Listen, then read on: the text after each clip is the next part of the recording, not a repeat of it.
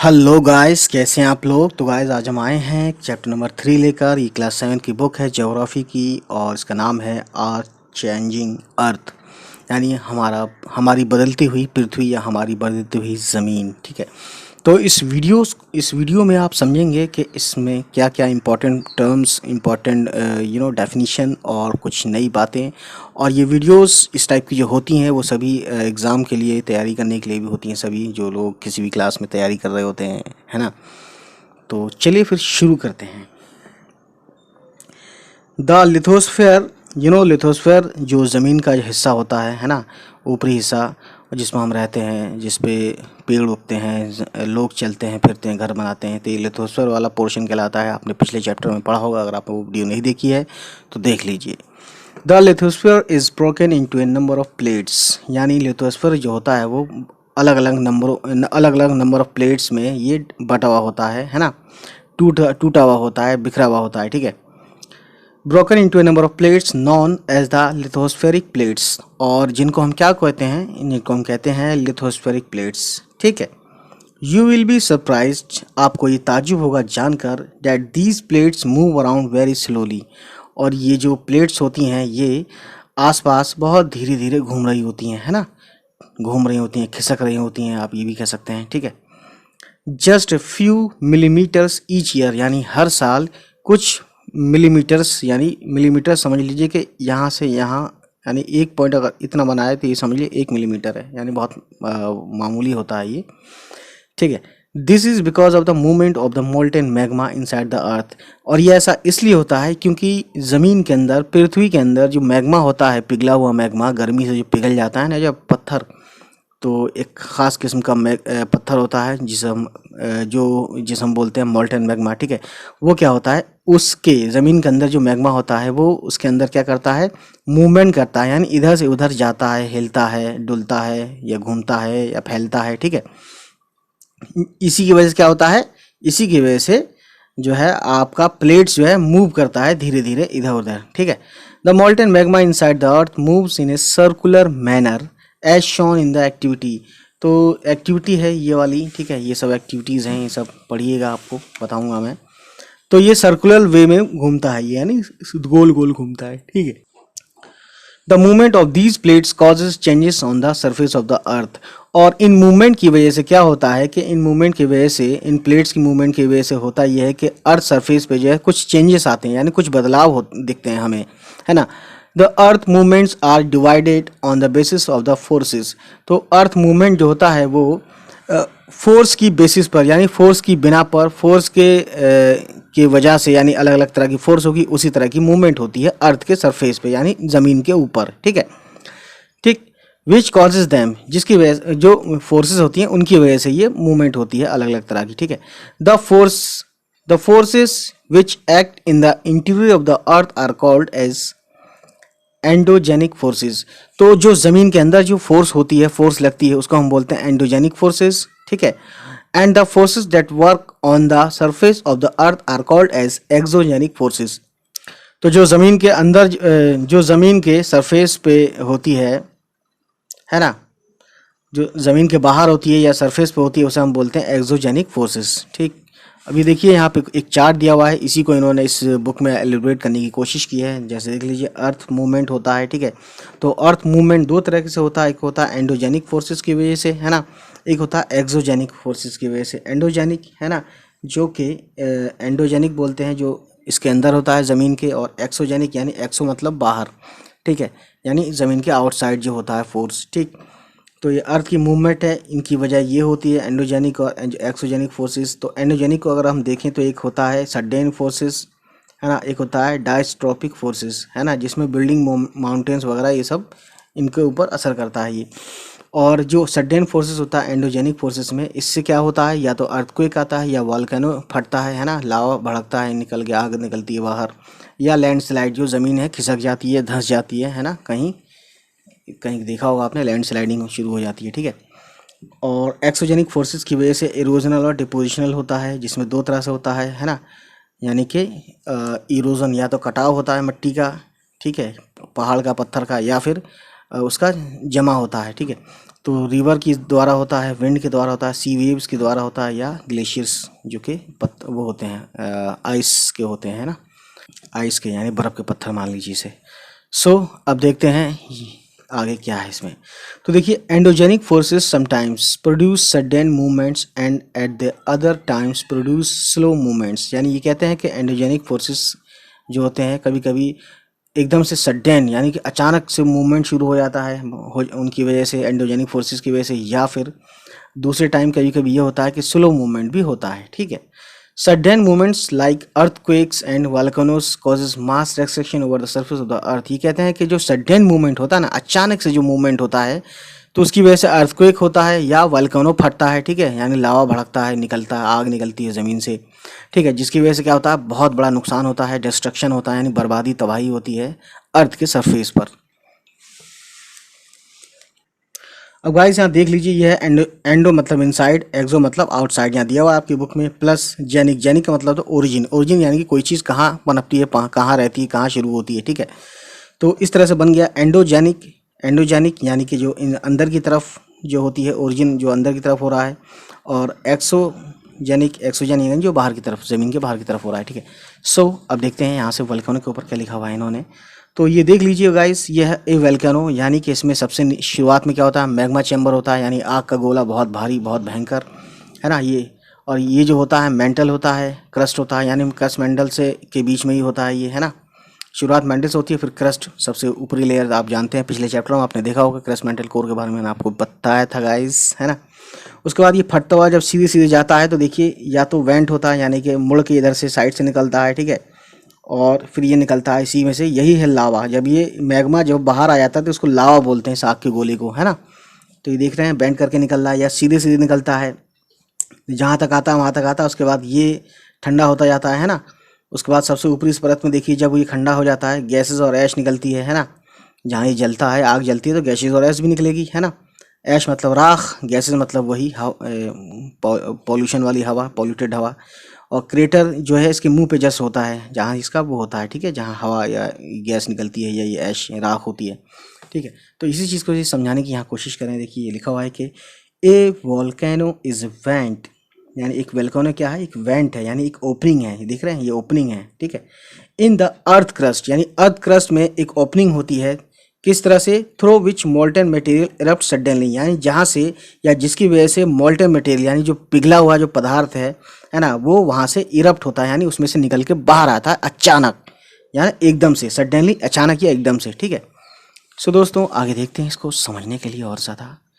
Similarly, ये कहते हैं कि सिमिलरली यानी इसी तरह, when the lithospheric plates move, यानी इसी तरह से जब लिथोस्फेरिक प्लेट्स मूव करती है, यानी एक जगह से दूसरी जगह की तरफ बढ़ती है या घूमती है या हिलती है, the surface of the earth vibrates.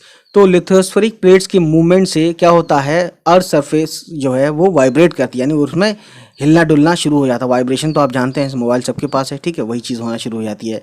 The vibration can travel all around the earth, यानी वाइब्रेशन जो होता है ये दुनिया के, यानी हमारी जो दुनिया है, ज़मीन जिसे हम पृथ्वी बोलते हैं, ये पूरे पृथ्वी में घूमती है, इधर उधर जहाँ भी निकल जाए। ठीक है, these vibration are called earthquakes, और इन्हीं वाइब्रेशन को हम क्या बोलते हैं गाइस, अर्थक्वेक बोलते हैं। ठीक है, तो आप समझ सकते हैं कि अर्थक्वेक किस तरह से क्या होता है, किस तरह से इन्होंने बताने की कोशिश की है, वाइब्रेशन वगैरह किस तरह से कहाँ से पैदा होता है। ठीक है, तो अब देखते हैं आगे the place.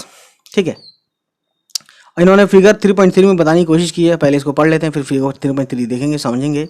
The place in the crust, यानी कि क्रस्ट मेंटल कोर होता है ना, क्रस्ट यानी कि सबसे ऊपरी लेयर ज़मीन की, पृथ्वी की। ठीक है, तो the place in the crust where the movement starts is called the focus, यानी जहाँ से मूवमेंट स्टार्ट होता है, जहाँ से मूवमेंट स्टार्ट होता है क्रस्ट में, यानी सबसे ऊपरी लेयर में, उसे हम बोलते हैं फोकस। ठीक है, किसका, किस चीज़ के लिए स्टार्ट होता है, अर्थक्वेक के लिए, समझ लीजिए आप। ठीक है, the place on the surface of the focus is called the epicentre, यानी जस्ट फोकस के जो ऊपर वो होता है। ठीक है, जो फोकस के जस्ट ऊपर जो होता है बिल्कुल सीधे सीधे में, है ना, उसे हम बोलते हैं, उस जगह को बोलते हैं ज़मीन पर क्या बोलते हैं, एपिसेंटर। ठीक है, अब देखिए vibrations travel outwards from the epicentre as waves. तो ये बताना चाहते हैं कि वाइब्रेशन जो होता है, यानी बहुत तेज़ी से जो हिलना डुलना होता है, यानी सनसनाहट या तड़क भड़क जो होती है, वाइब्रेशन जो होता है, ये क्या होता है, ये ऊपर की तरफ आता है। कहाँ से? एपी सेंटर से, है ना। किस फॉर्म में? वेव्स की फॉर्म में, है ना। ये इंपॉर्टेंट है। Greatest damage is usually closest to the epicentre, यानी बहुत बड़ी बर्बादी या बहुत बड़ा नुकसान वहाँ होता है जहाँ पे जो जगह एपिसेंटर के करीब होती है, क्लोजेस्ट टू द एपिसेंटर, यानी एपिसेंटर के आसपास बहुत ज़्यादा बर्बादी होती है, तबाही होती है। And the strength of the earthquake decreases away from the centre, यानी सेंटर से, इसी एपिसेंटर से जितने दूर होगा वो जो ज़मीन या जो चीज़ें, उस हिसाब से अर्थक्वेक कम होता जाता है, घटता जाता है। यानी कि एपिसेंटर से जितना दूर होगा उतना ही अर्थक्वेक कम होगा, ठीक है। तो ये समझने वाली और सोचने वाली बात है गाइस। अब देखते हैं फिगर 3.3 में क्या बताने की कोशिश की है। सो दोस्तों, आप देख सकते हैं यहाँ लिखा हुआ है ओरिजिन ऑफ एन अर्थक्वेक, यानी अर्थक्वेक का ओरिजिन कैसे होता है। तो मैं बताता हूँ। सबसे पहले मान लीजिए ज़मीन में कहीं नीचे की तरफ एक सेंटर होता है जहाँ से शुरुआत होती है, उसे हम बोलते हैं फोकस। फोकस क्या है? This is where the earthquake occurs, यानी ये वो जगह है जहाँ पर अर्थक्वेक यानी जलजला या भूकंप की शुरुआत होती है। It is the origin of the seismic energy, और ये सीस्मिक एनर्जी का, सीस्मिक एक मशीन होता है जिसमें हम बताएंगे आगे इसके बारे में। तो ये सीस्मिक एनर्जी होती है, यहाँ से शुरुआत होती है। उसके बाद देखिए इसके जस्ट ऊपर, यानी इसके जस्ट ऊपर एक ज़मीन का मान लीजिए टुकड़ा है छोटा सा, है ना। इसके जस्ट ऊपर क्या होता है? एपी सेंटर होता है, ठीक है। और एपी सेंटर भी हमें पूरा महसूस होता है अर्थक्वेक, क्योंकि नीचे तो हमें पता नहीं चल रहा है क्या हो रहा है क्या नहीं हो रहा है, लेकिन ऊपर होगा, ऊपर घर बने हुए हैं, मकान बने हुए हैं, सड़कें बनी हुई हैं, बिल्डिंग बनी हुई है, फ्लैट बने हुए हैं, तो ऊपर ही नुकसान होगा, ऊपर ही पता चलता है हमें भी, है ना। तो ये कहते हैं ऊपर जो है इसके, किसके? फोकस के जस्ट ऊपर क्या है? एपिसेंटर है, और प्लेट बाउंड्री है इधर साइड से 1 2 3 इस तरह से अलग अलग प्लेटों में ये पूरी ज़मीन बटी हुई है ना। उसके बाद देखिए सीस्मिक वेव्स, है ना, radiate out in all direction, और ये सीस्मिक वेव जो यहाँ से निकलता है ना, वो सभी डायरेक्शन में, यानी गोल गोल पूरे उसमें पूरी दुनिया में घूम रहा होता है, ठीक है। तो जहाँ से ज़मीन कमज़ोर होती है वहाँ से ही निकल के वहाँ से हिल जाता है या वाइब्रेट कर देता है, ठीक है। तो हम कहते हैं आ गया ज़लज़ला, आ गया ज़लज़ला, भागो, ठीक है। सो दोस्तों, अब देखते हैं इसमें क्या है क्या नहीं है, ठीक है ना। तो नेक्स्ट पेज पे देखते हैं अब। तो इस पेज पे आपको कुछ नई जानकारी मिलेंगी, जैसे कि मान लीजिए इसमें कैसे, कब, कहाँ आया, किस शहर में आया इंडिया में, ठीक है। तो देखिए ये है डिस्ट्रक्शन, यानी बर्बादी कॉज्ड बाय एन अर्थक्वेक इन गुजरात। तो गुजरात में आप समझ सकते हैं भुज और कच्छ और ये सब जगह पे बहुत ही भयानक तरीके से जो है बर्बादी हुई थी जब अर्थक्वेक आया था, ठीक है। सो दोस्तों देख सकते हैं आगे, यहाँ पर हम देखते हैं, इसको पहले पढ़ लें इस इबारत को, ठीक है। ऑल्दो, यानी जबकि earthquakes can not be predicted, यानी कि अर्थक्वेक हम पहले से नहीं बता सकते। प्रिडिक्शन यानी जो चीज़ पहले से बताई जा सके, जैसे मौसम, बारिश वगैरह बताई जा सकती है, लेकिन ये नहीं बताया जा सकता अर्थक्वेक, क्योंकि ये सडेन होता है, सडेन मूवमेंट, सडेन एक्शन होता है ये ज़मीन का, ठीक है। The impact can certainly B minimised, लेकिन ये कहते हैं कि हाँ कुछ हद तक हम इसका जो असर है, यानी इसका जो बुरा प्रभाव है, वो हम इसको कम कर सकते हैं if we are prepared beforehand, यानी कि हम पहले से अगर हम तैयार हैं। Some common earthquake prediction methods adopted locally by people including studying animal behaviour, है ना। तो ये कहते हैं कि कुछ अर्थक्वेक जो है प्रिडिक्शन, कुछ जो लोकल अर्थक्वेक के प्रिडिक्शन है वो पहले से उनको अडॉप्ट किए गए हैं लोकली, जैसे कि इसमें मान लीजिए कि एनिमल के ऊपर स्टडी करते हैं, उनके बिहेवियर पर, है ना। Fish in the ponds get agitated, जो फिश होती हैं पॉन्ड में वो उनके ऊपर एजिटेशन हो जाता है, ठीक है। स्नेक्स जो होते हैं वो कम टू द सरफेस, और स्नेक्स यानी कि जो सांप होते हैं वो भी ज़मीन से बाहर आने लगते हैं जब अर्थक्वेक आने वाला होता है। तो इससे ये पता चलता है कि कुछ ना कुछ गड़बड़ होने वाली है, ठीक। सो आगे देखते हैं गाइस। अर्थक्वेक हिट्स भुज। भुज एक सिटी का नाम है, गुजरात स्टेट है इंडिया का, तो आप सभी जानते हैं। A massive earthquake measuring 6.9 on Richter scale, तो रिचर स्केल पे इसको नापते हैं, मापते हैं किसको? अर्थक्वेक को।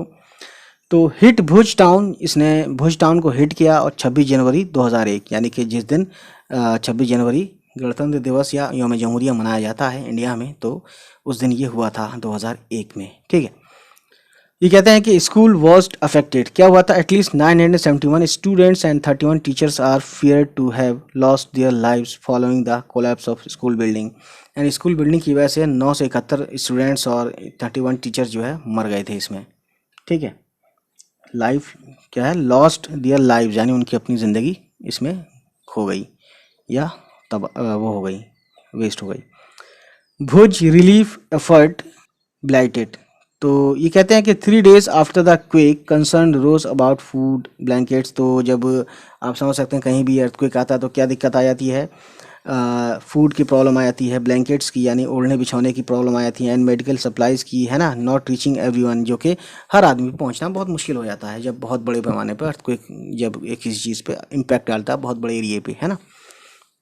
द एक्सट्रैक्शन ऑफ भुज, ये कहते हैं phone lines, water pipelines and power stations transmissions lines were knocked out. तो इन पे भी इनका जो है इस पे भी इसने असर डाला था, किस पे, फोन लाइंस पे, वाटर पाइपलाइन पर, पावर स्टेशन जो होते हैं यानी जिससे बिजली आती है जहाँ से हमारी, ठीक है।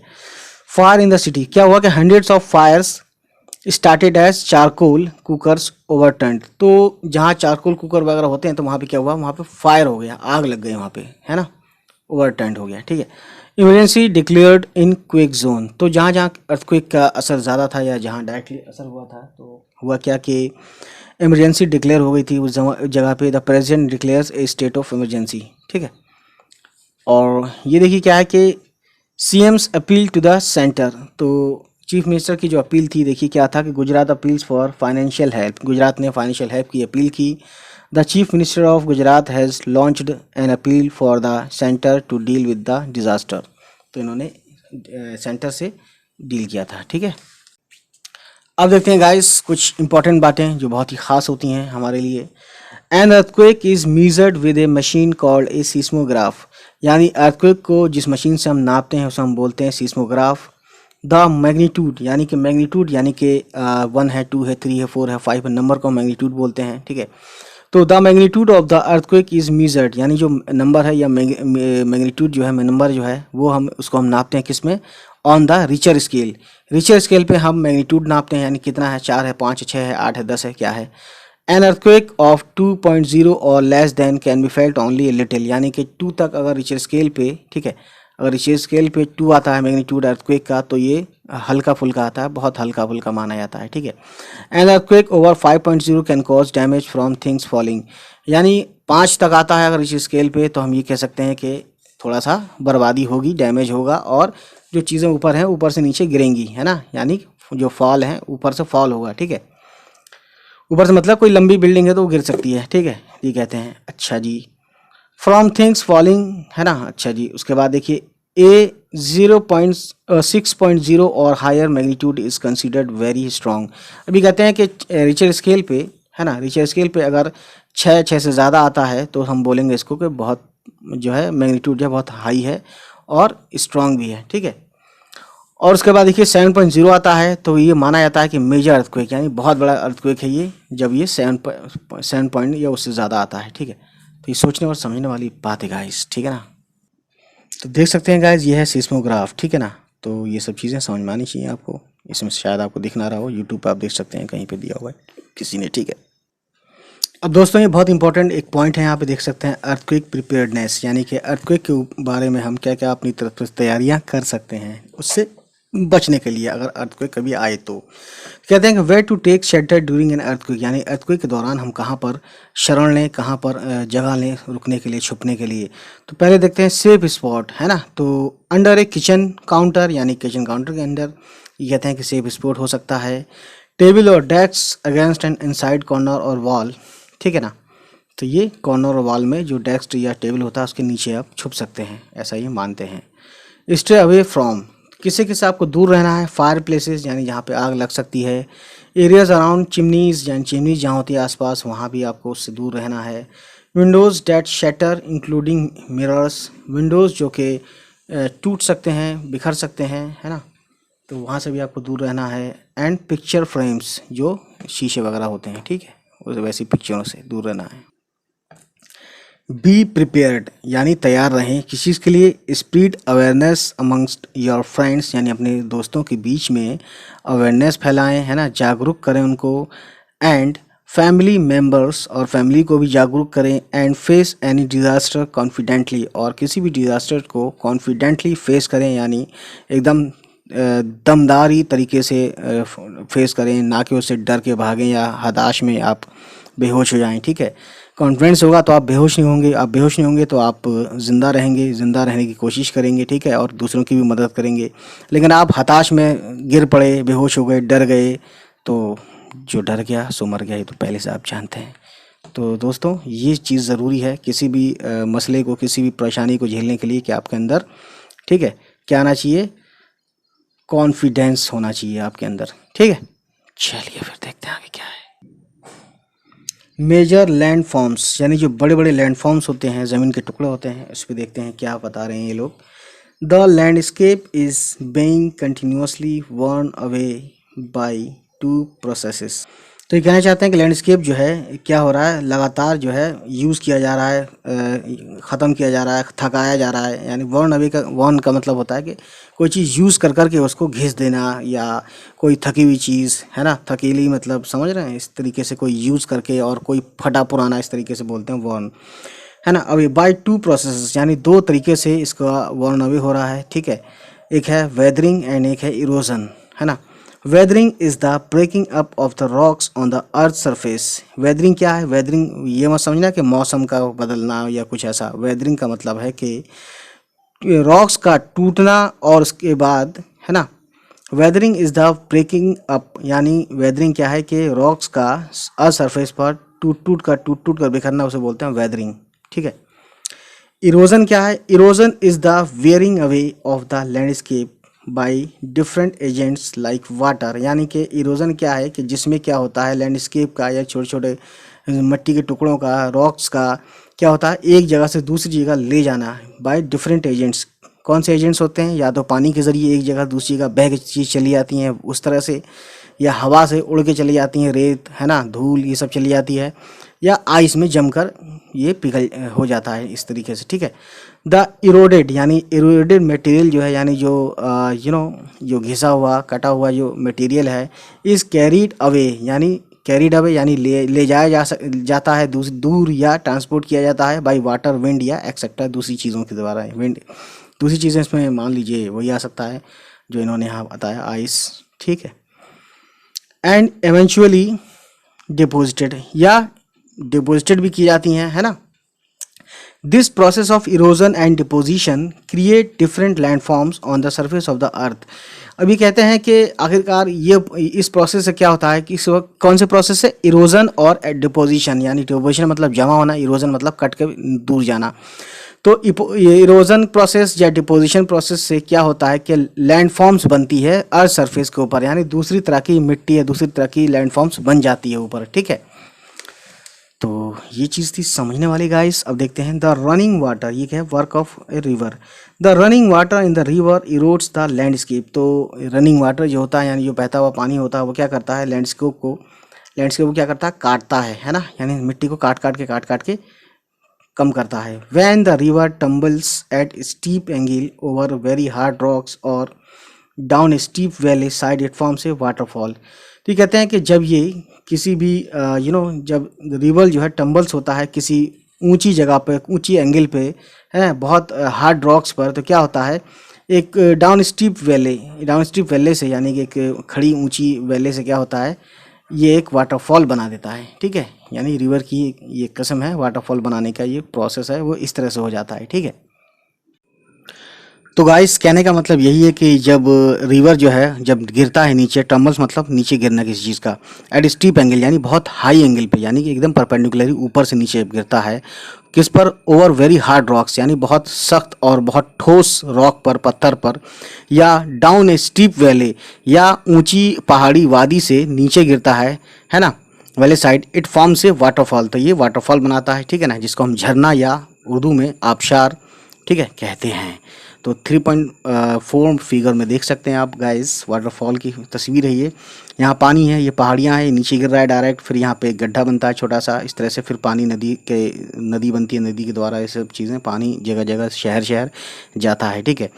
तो ये कहना चाहते हैं कि हार्ड रॉक है, ठीक है, यहाँ पे soft rock under cut, soft rock अंदर की तरफ होता है, ठीक है, by the power of water. तो क्या होता है कि ये करता चला जाता है। तो पानी भी क्या करता है, जब लगातार पानी कहीं से बहता है या किसी चीज़ पे गिरता है, ठोस चीज़ पे, तो उसको भी वो काट देता है ना। अब आगे देखते हैं गाइस। अच्छा एक चीज़ मैं यहाँ बताना चाहूँ, ये बॉक्स में देख सकते हैं आप, बहुत ही ज़्यादा अच्छे से गाइस देख सकते हैं। ये कहते हैं कि there are thousands of small waterfalls in the world, यानी कि कहते हैं कि दुनिया में हज़ारों वाटरफॉल्स हैं, हज़ारों यानी कि हज़ारों की तादाद में। The highest waterfall is Angel Falls Venezuela in South America, ये कहते हैं कि साउथ अमेरिका में सबसे हाईएस्ट यानी सबसे ऊंचा जो वाटरफॉल है, यानी सबसे ऊंची ऊंचाई से जो वाटरफॉल ये झरना है वो वेनेजुएला इन साउथ अमेरिका में है। ठीक, उसके बाद का है आगे देखते हैं। The other waterfalls are Niagara Falls, और दूसरा जो वाटरफॉल है या दूसरा जो झरना है वो नियाग्रा फॉल्स है। कहाँ पर है ये? Located on the border between Canada and USA, यानी यूएसए और कनाडा के जो सीमा है या जो बॉर्डर है वहाँ एक नियाग्रा फॉल्स है, वो है वहाँ पे। ठीक है, इन द नॉर्थ अमेरिका। तो ये दोनों ही कहाँ पर हैं? एक पहला वाला है साउथ अमेरिका में, कौन सा वाला? जो Angel waterfall is Angel Falls of Venezuela, और जो दूसरा वाला ये नॉर्थ अमेरिका में, और ये वेनेजुएला वाला ये साउथ अमेरिका में है। You know that very well. ठीक है, उसके बाद देखते हैं आगे। And Victoria falls on the borders of Zambia and Zimbabwe in Africa. Africa में क्या है कि एक कौन सा फॉल है? वो है विक्टोरिया फॉल्स, विक्टोरिया फॉल्स। ठीक है, सो ये जिम्बाब्वे और जम्बिया एंड जिम्बाब्वे के बॉर्डर पर है। ठीक है ना, तो ये तस्वीर दी हुई है कौन सी? नियाग्रा फॉल्स की। ठीक है, अब देखते हैं आगे गाइस इसमें क्या दिया है। As the river enters the plain, it twists and turns, forming large bands known as meanders. ये कहते हैं कि जब रिवर यानी नदी जो है जब प्लेन पे यानी कि मैदानी इलाकों में जाती है तो ये ट्विस्ट करती है, यानी कि कहीं मुड़ती है, कहीं पे घूमती है ना। तो क्या होता है? ये एक बड़ा सा बैंड बनाती है जिसको हम बोलते हैं मिएंडर्स, है ना। बड़े से बैंड को क्या बोलते हैं? मिएंडर्स। तो तस्वीर में देख सकते हैं ये बड़ा सा बैंड हुआ, बैंड यानी कि किसी चीज़ का मुड़ जाना। ठीक है, जैसे कि एक सीधी होती है एक चीज़ मुड़ जाती है। ठीक है, तार मोड़ सकते हैं आप, इस तरीके से कोई भी चीज़ मोड़ सकते हैं, जैसे ये है ना। तो ये सीधा हो गया और ये बैंड हो गई, है ना, यहाँ से। तो इसी को बोल रहे हैं क्या? मिएंडर्स। ठीक है, सो आगे देखते हैं। ड्यू टू कंटिन्यूअस इरोजन, यानी लगातार जो इरोजन यानी कटाव होता है, and deposition along the sides of the meander, यानी मिएंडर के आसपास कटाव होता है, या डिपोजिशन यानी जमाव होता है किसी चीज़ का। द एंड्स ऑफ द मिएंडर, तो मिएंडर के एंड में क्या होता है? लूप होता है ना, एक सुराख टाइप का ऐसा बन जाता है, लूप बन जाता है, या जो भी कह सकते हैं इस तरीके से। Loop come closer and closer, तो लूप क्या होता है? ये करीब से करीब आता चला जाता है। ठीक है ना, यानी पास आते चले जाते हैं। इन ड्यू कोर्स, और इस टाइम के इसी दौरान the meander loop cuts off from the river, और ये लूप जो है रिवर से कट जाते हैं। मिएंडर, है ना, मिएंडर के जो लूप हैं ये क्या होते हैं? कट हो जाते हैं, यानी रिवर के अलग हो जाते हैं। एंड फॉर्म से कट ऑफ लेक, और इस तरह से एक कट ऑफ लेक बन जाता है। ठीक है ना, लेक यानी कि वही तालाब टाइप का, और जिसको हम बोलते हैं also called and oxbow lake, यानी इसको हम ऑक्स बॉल लेक भी कहते हैं। ठीक है, तो ऑक्स बॉल लेक जैसे कि ये देख लीजिए, ये कट ऑफ यानी कि नदी से भी अलग हो गया, तो भी क्या हो गया? अभी पानी का एक छोटा सा तालाब बन गया जिसे हम बोलते हैं ऑक्स बॉल लेक। ठीक, एट टाइम्स, वक्त के साथ, the river overflows it's banks, है ना। तो रिवर जो है ओवरफ्लो, जब अपने बैंक्स बोलते हैं नदी का किनारा, तो नदी के किनारे में जब ये बहुत ज़्यादा पानी भर जाता है तो ये बाहर आता है। ठीक है, किनारों की तरफ। दिस लीड्स टू फ्लडिंग, और इसकी वजह से क्या होता है? वो आता है जैसे बाढ़ आती है। ठीक है, जो भी आसपास के उसके पड़ोसी इलाके हैं यानी नदी के आसपास बाढ़ आ जाती है। एज इट फ्लड्स, जैसे ये बाढ़ आती है, it deposits layers of fine soil, और ये क्या होता है? यहाँ पे फाइन सॉइल जो है डिपोजिट हो जाती है। And other material called sediments, और दूसरी मटेरियल, दूसरी चीज़ें भी जो है जमा होती हैं, है ना। सॉइल, फाइन सॉइल के साथ साथ, यानी जो मिट्टी होती है एक तरह से फाइन सॉइल, यानी कि एक अच्छी मिट्टी की मिसाल है यहाँ पे, है ना। तो क्या होता है कि मटेरियल जिसे हम बोलते हैं सेडिमेंट्स अलोंग इट्स बैंक्स, तो अब इसके आसपास क्या होता है? इसके बैंक के आसपास यानी इसके नदी के किनारे के आसपास फाइन सॉइल और दूसरी मटेरियल जो है सेडिमेंट्स जिसे हम बोलते हैं वो बैंक के किनारे जमा हो जाती हैं। ठीक, this leads to the formation of a flat fertile flood plain, और इसकी वजह से यानी इन सब की वजह से डिपोजिशन और ये जो होता है लेक, इसके बैंक पर जो है बाढ़ आ जाना, ये सब चीज़ों से क्या होता है? एक फ्लैट फर्टाइल यानी कि ज़मीन की जो एकदम फ्लैट होती है ना, समतल, यानी बराबर जो होती है, ऊंच खाल नहीं होके बराबर होना, तो एक फ्लड प्लेन बन जाता है ना। द रेज्ड बैंक्स, यानी जो the raised banks are called levees, है ना। तो जो उठे हुए जो होते हैं, नदी के जो उठे हुए हिस्से होते हैं, किनारे होते हैं, है ना, नदी के किनारे जो होते हैं रेज्ड बैंक्स, उन्हें हम क्या कहते हैं? लेवीज। ठीक है, as the river approaches the sea, तो कहते हैं कि जैसे ही नदी जो है सी के यानी कि समंदर के पास जाती है, उसके करीब जाती है, the speed of the flowing water decreases. तो क्या होता है कि जो नदी में पानी बह रहा होता है उसकी स्पीड जो है स्लो हो जाती है, कम हो जाती है ना, घटती जाती है। एंड द, तो देख सकते हैं गाइस, ये देख लीजिए, features made by a river in a flood plain. ठीक है, पेज पलटते हैं गाइस। तो ये कहते हैं river begins to break up, यानी रिवर क्या होती है, टूटती जाती है अलग अलग हिस्सों में, अलग अलग यानी उसमें से और निकलती हैं। ठीक है, यानी कि नदी में से नदियाँ निकलती हैं, छोटी छोटी कह सकते हैं आप, है ना। तो into A number of streams, है ना, कॉल्ड डिस्ट्रीब्यूटरीज। तो जो स्ट्रीम बोलते हैं पानी के बहाव को, है ना। तो पानी के बहाव अलग अलग हिस्सों में भी निकलता है, जैसे यहाँ देख सकते हैं बहुत ही अच्छे से, डिस्ट्रीब्यूटरीज यानी ये मेन नदी है, उसमें से फिर इसमें से फिर इसमें से फिर इसमें, यानी इसकी ब्रांचेस निकलती चली जाती हैं। इसी ब्रांचेस को, पानी के बहाव के ब्रांचेस को क्या बोलते हैं, डिस्ट्रीब्यूटरीज, है ना। The river become so slow, और पानी का जो बहाव होता है नदी का वो बहुत स्लो हो जाता है, that it begins to deposit its load. और उसके बाद क्या होता है कि अपने लोड को डिपॉजिट करने लगता है, यानी जमा करने लगता है। ठीक है, each distributary forms its own mouth, यानी हर डिस्ट्रीब्यूटरी यानी नदी में से नदी जो निकली होती है छोटी वाली, उसके हर एक का क्या होता है, उसका एक मुंह बन जाता है ना, यानी कि उसका एक सिरा बन जाता है, जिससे वो पानी एक तरह से नदी का अंदर, नदी के अंदर नदी बन जाती है ना। ये आप एक सिंपल लैंग्वेज में आप समझ सकते हैं गाइस। ठीक है, the collection of sediments from all the mouths forms a delta. और इन्हीं माउथ से जब क्या होता है, सेडिमेंट्स जो जमा होते हैं, है ना, सभी माउथ से, यानी इनके माउथ से, इनके माउथ से, इनके माउथ से, तो क्या बनता है, एक डेल्टा बना देता है। देखते हैं डेल्टा, ये इसके माउथ से, इसके माउथ से, तो ये डेल्टा बनाते हैं। ठीक है, तो डेल्टा भी एक तरह से समझ सकते हैं, the collection of sediments from all the mouth forms, है ना, ए डेल्टा, यानी फॉर्म्स ए डेल्टा, यानी डेल्टा बनाता है, इसका मतलब ये हुआ। सो दोस्तों देख सकते हैं ये डेल्टा कैसे होता है।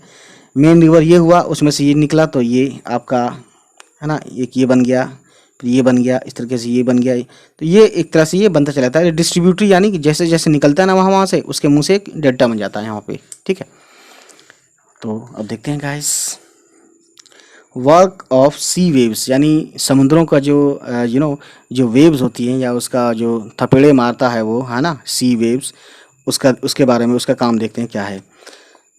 द इरोजन यानी कि कटाव, एंड डिपोजिशन यानी कि कटाव का उल्टा, जमा होना।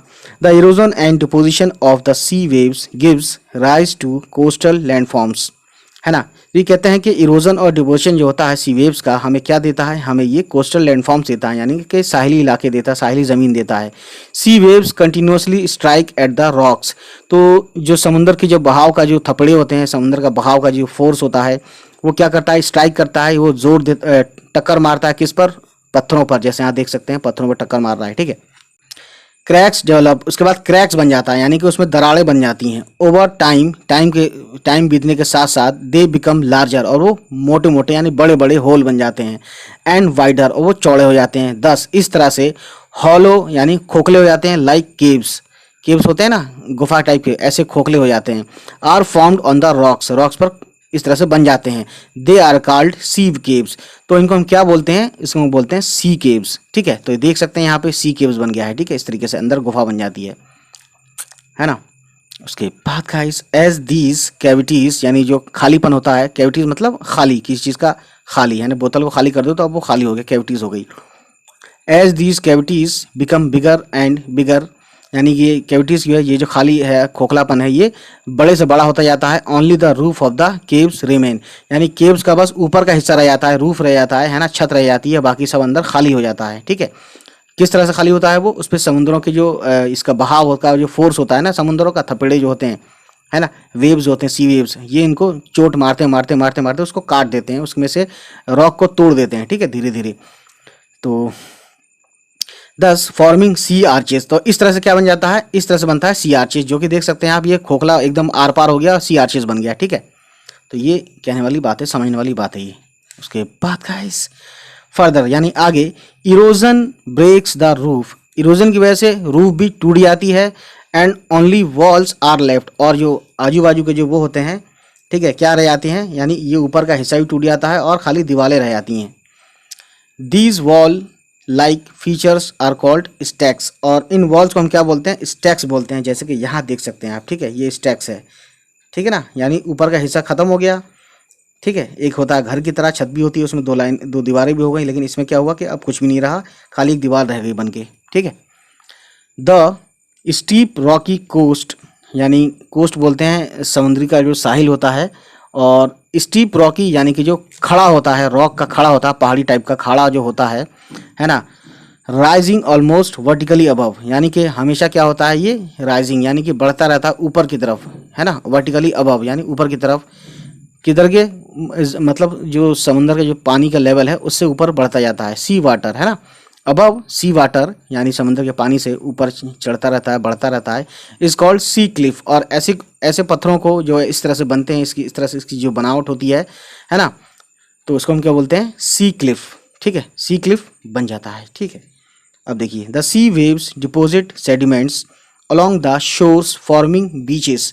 तो होता क्या है, बीचेस कैसे बनते हैं, सी वेव्स की वजह से क्या होता है, सेडिमेंट का डिपोजिशन होता है, यानी सेडिमेंट्स जमा होते रहते हैं, है ना। शोर्स यानी कि समंदर के साहिल के आसपास, तो उससे क्या बनता है, बीचेस बनते हैं, है ना। तो आपने देखा होगा बीचेस वगैरह दिखाते हैं फिल्मों में, नगों में, या कहीं कहीं इधर उधर, है ना। तो वही चीज़ है ये। वर्क ऑफ आइस, अभी कहते हैं कि इस पत्थर, बर्फ़ के जो पत्थर होते हैं या बर्फ़ जो होती है, इसका काम क्या है, देखिए। ग्लेशियर्स, बड़े बड़े पहाड़ जो टुकड़े होते हैं पत्थरों के, जो पहाड़ों में जमा होते हैं ऊंचाई पर, क्योंकि आप समझ सकते हैं जितना ऊंचा जाएंगे उतना ही टेम्परेचर डाउन होता जाता है, ठीक है। तो क्या कहते हैं कि ग्लेशियर्स, उसी को ग्लेशियर बोलते हैं, है ना। बड़े बड़े टुकड़ों को, बर्फ़ के टुकड़ों को बोलते हैं glaciers. Glaciers are rivers of ice, ये कहते हैं आइस यानी बर्फ़ का नदी होती है ये, है ना।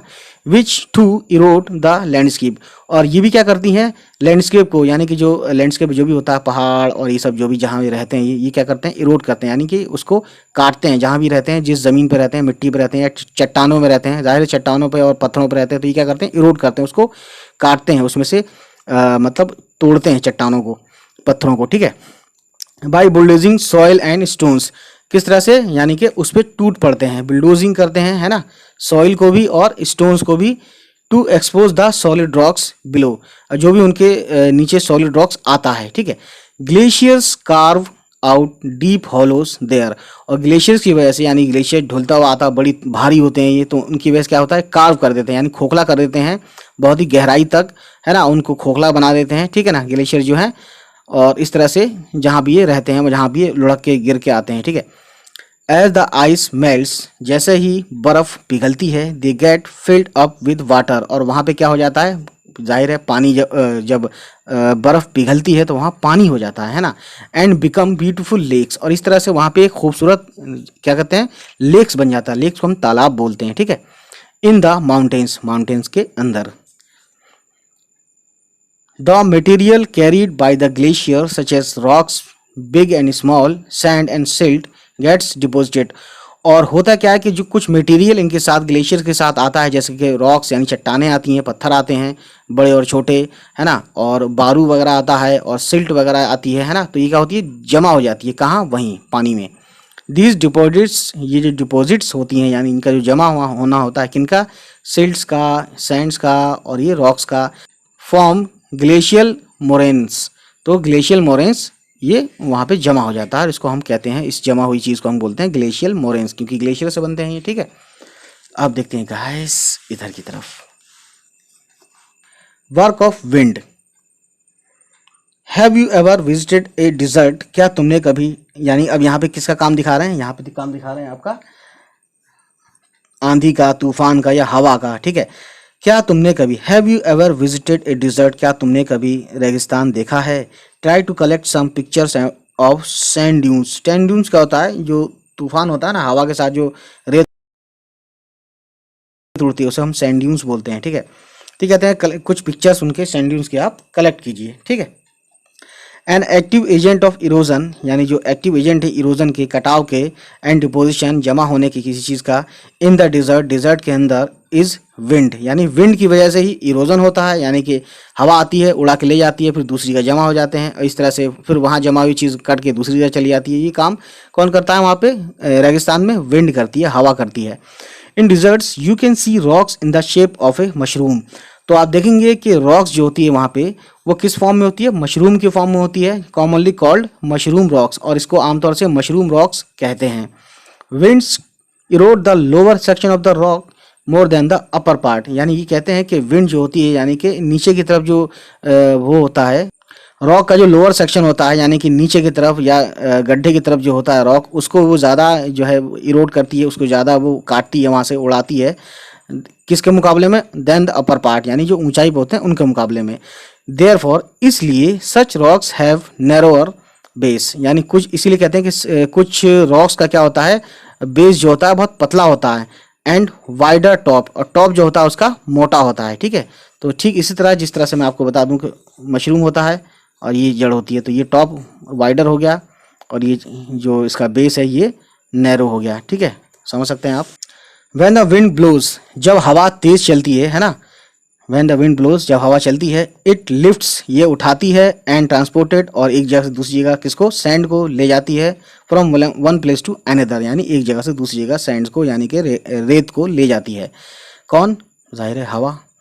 व्हेन इट स्टॉप्स, जब ये रुकती है, ब्लोइंग, जब ये बहना बंद होता है हवा का, the sand falls and gets deposited in low hill, तो जब हवा रुकती है तो जो लो हिल होते हैं यानी जो गड्ढे होते हैं वहाँ पे रेगिस्तान में, तो वहाँ पे ये क्या है, सैंड जो है वहाँ रुक जाती है, गिर जाती है, वहाँ पे डिपॉजिट हो जाती है। ठीक है, लाइक स्ट्रक्चर्स, एक स्ट्रक्चर बन जाता है इसका, है ना। These are called sand dunes, और इसी को हम बोलते हैं sand dunes. When the grains of sand, जो सैंड के ग्रेन्स होते हैं जब वो बहुत फाइन यानी बहुत पतले होते हैं और हल्के होते हैं, the wind can carry it over very long distances, तो हवा क्या करती है, इनको बहुत दूर तक इसको उड़ा ले जाती है ना, किनको? रेत को। When such sand is deposited, और इस तरह की सैंड जो है डिपॉजिट होती है यानी इस तरह की रेत जब जमा होती है कहीं पर, इन लार्ज एरियाज, बड़े बड़े एरियाज में, तो इट इज कॉल्ड लोइस, है ना। तो ये समझने वाली बात है guys. Large deposits of loess is found in China, तो ये सबसे ज़्यादा जो डिपॉजिट होता है, बड़े बड़े जो डिपॉजिट होते हैं लोइस के, कहाँ मिलते हैं ये? यहाँ पाए जा सकते हैं, चाइना में मिलते हैं। ठीक है, सो दोस्तों ये थी कहानी आज की, है ना। तो कोई क्वेश्चन आपको समझ में ना आए या कोई टर्म आपको समझ में ना आए तो कमेंट करके पूछिएगा, हम आपको बताएंगे। चलिए फिर मिलते हैं नेक्स्ट वीडियो। उम्मीद है गाइस ये वीडियो आपको पसंद आई हो, और अगर पसंद आई तो प्लीज़ हमारे चैनल को सब्सक्राइब कीजिएगा और उन तक पहुंचाइएगा जिनको इन वीडियोस को देखने की ज़रूरत हो। चलिए मिलते हैं फिर, बाय बाय, टेक केयर।